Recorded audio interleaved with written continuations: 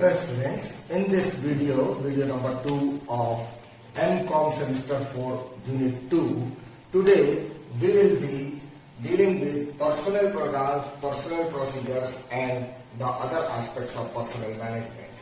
So let us start with personnel program. To understand personnel program, we have to again go back and understand what is personnel. Personnel is the people who work in large organization or armed force. They are actually personnel. And what is program? A plan of activity which is established to execute policies that itself is program.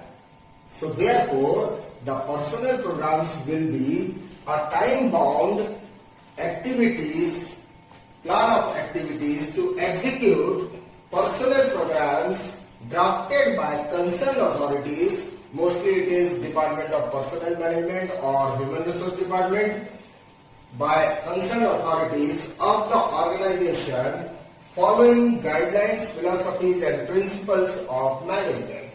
So on the basis of the implied and explicit and implicit guidelines and philosophies that we understand from the organization, and then the principles of the organization, on what basis they want to go, whether they are growth oriented or profit oriented or social services oriented, all these aspects they have to concentrate, they have to see the personnel department, the concerned authorities, and then they have to write the activities to execute, because people will not understand only with the principle and guidelines and philosophies. They would need a concrete thing, what is to be done, and who will tell them? That the HR department or personnel department, the concerned authorities will tell them on the basis of these principles and philosophies, and these will be the activities, list of activities to be done. And then when the management itself and the workers, they will go on and follow these things, then only these personnel policies will be executed through personnel programs. Sources which would help to draft personnel policies from past experiences, that is number first sources, that is cases related to employees such as accidents, then what should be the compensation, leaves, what can be the leaves rules, provident fund, whether we are adhering to the government rules and regulations or not, training and development program, how far we have to give training, in what span of time training and development is necessary for the employee, in which post what type of training should be given, promotion scheme, whether it will be through internal sources or external sources, and if both sources are there, then what percentage will be there from internal and external. If any employee is to be promoted, then how far he should be ready for the promotion, whether he should be ready to the extent of 75% or 80% or 100%. All these things will be on the basis of past experiences. We can draft personnel policies. Second is similar organization. Organization of same objective, organizations with same objectives like NGOs, the missionaries or the corporate houses which are having more social responsibilities. So on the basis of those organizations also we can draft our personnel policies, our personnel policies through personnel procedure. Then third is philosophies of owners, board of directors. It is really a special privilege of the owners to carry their own philanthropic ideas, what kind of social responsibility they have to cover. The only thing, it should be within the legal provisions. It can be more than what is required, but cannot be less than what is required. So these are some of the sources of personnel procedures on the basis of personnel policies, on the basis of management's philosophy. And the other one is labor laws and policies of government. That will be the fourth point. Naturally, one has to follow all the labor laws and has to keep in mind the policies of the government. In what direction government wants organizations to go, and the organizations should be going in the same direction, and on the basis of those policies, the programs are to be drafted. Then fifth point is participation of employees. Employees can always be helpful in drafting the personnel programs. because they can give good opinions, because they are in the field and they know both sides of the things, particularly senior staff and then the middle level management. So frequent meetings should be there, the following feedback should be taken from lower to higher, and then in this way the participation of employees either in explicit manner or even in hidden or implicit manner also, and then the management should be able to decide the personnel programs. Sixth is participation of trade union. Trade union naturally has to be taken in confidence, so that a win-win situation would be there. There should not be any, like in this case, in the today's scenario, it may be social distancing and it may be so many other things that should be inculcated while writing the personal programs in the future course of action. So likewise, and there are so many compensation rules, there are so many things that the government decides, and if it comes through trade union to the management should always see very sympathetically and they should consider, and ultimately it is going to create a win-win situation. So it is not in the harming side so far profitability is also concerned, because the productivity will be more if participation of trade union will be there. Then the next point is profitability of organization. Any program would incur cost, therefore priorities and quantum of the activity has to be fixed accordingly. The magnitude in which the activities have to be performed, that should be on the basis of profitability. So far we have understood 7 points.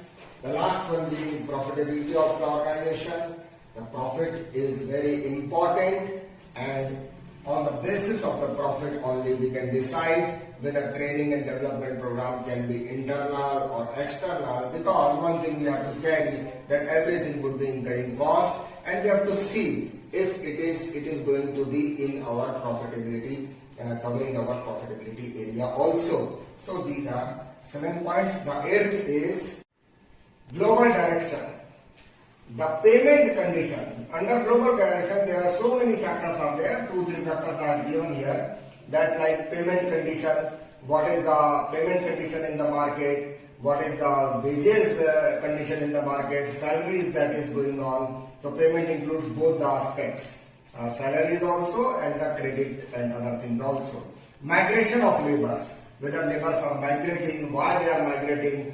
If they are migrating because of lack of training, then we can give them training and development, and then we can guide them that their being here would be more beneficial, things like that. And then global attractiveness. If global market is attractive, then we also need to be more attractive. So far, personnel benefits are also concerned, not only salary, but the trainings, the development, the leave facilities, work from home facilities. There are so many things in that. That is the 8th point. 9th is day-to-day situation, daily basis experience. Whatever experiences we get on daily basis, that should be in form of feedback, should go to lower management, then to middle management, then to higher management, and then personal programs should be drafted and should be amended accordingly in periodic time, like yearly or 2 yearly, like that. Informal continuous feedback also we get from the employees. Now it is not necessary that everything will come which will be written. It comes orally also, it comes informally also, and through formal feedbacks also. There are so many aspects they come and they have to be considered, they have to be taken care of. Then the last point is overall environment of the business.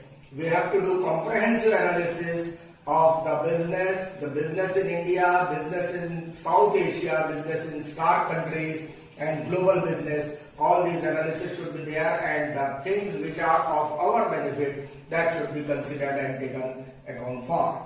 And then these are the policies, these are the personnel programs which are drafted on the basis of personnel policies, and these are the things which is going to be helpful in drafting personnel programs and ultimately more productivity for the organization.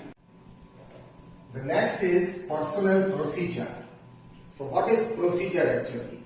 Procedures are actually methods in practice They are customary methods, that is what is being done till now, and certain amendments will be done according to the situation and feedback.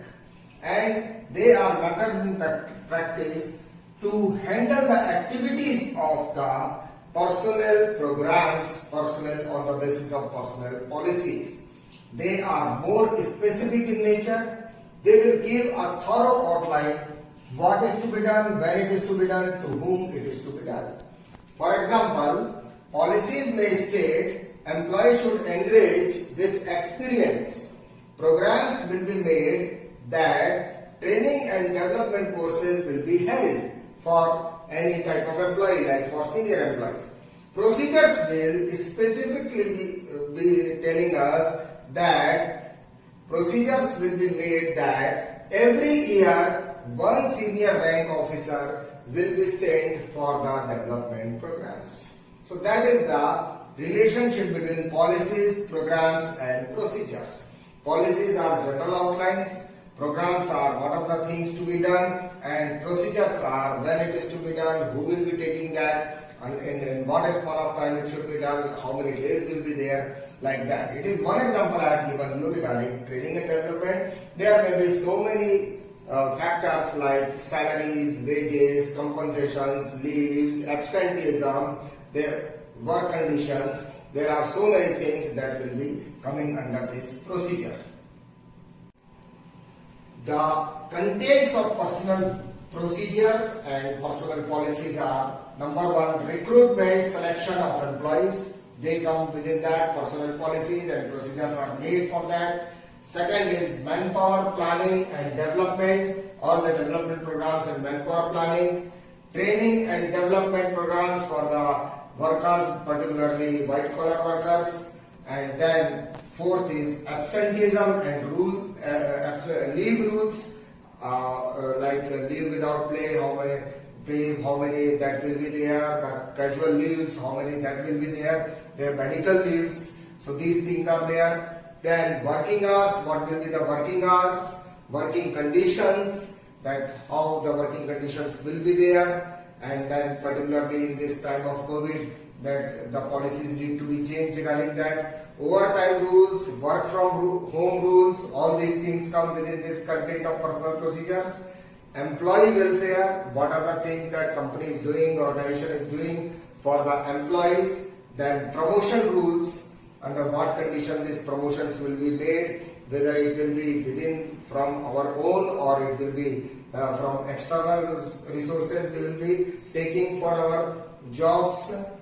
Then termination rules, what will be the rules for terminations. All these contents will be coming under personal procedures. Now we are coming to advantages. What are the advantages?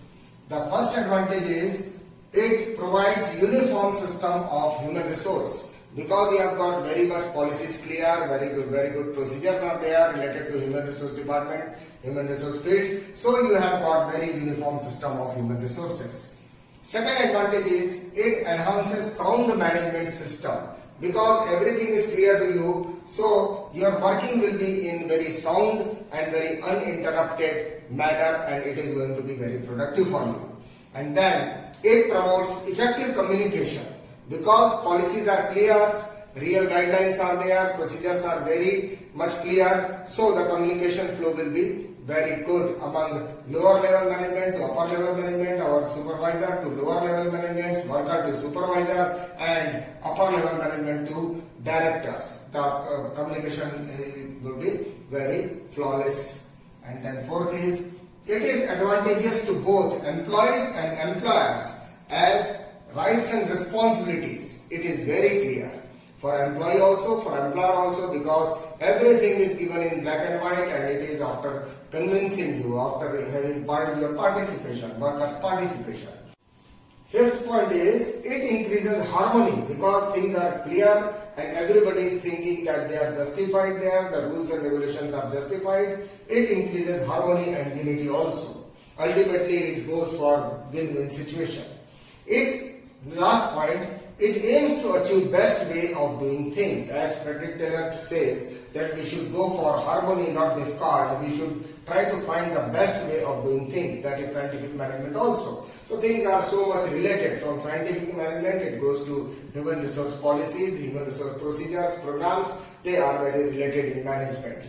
So with this we are coming to end this video where you have studied programs and procedures of human resources. And in the next video we will be covering the other part. Thank you.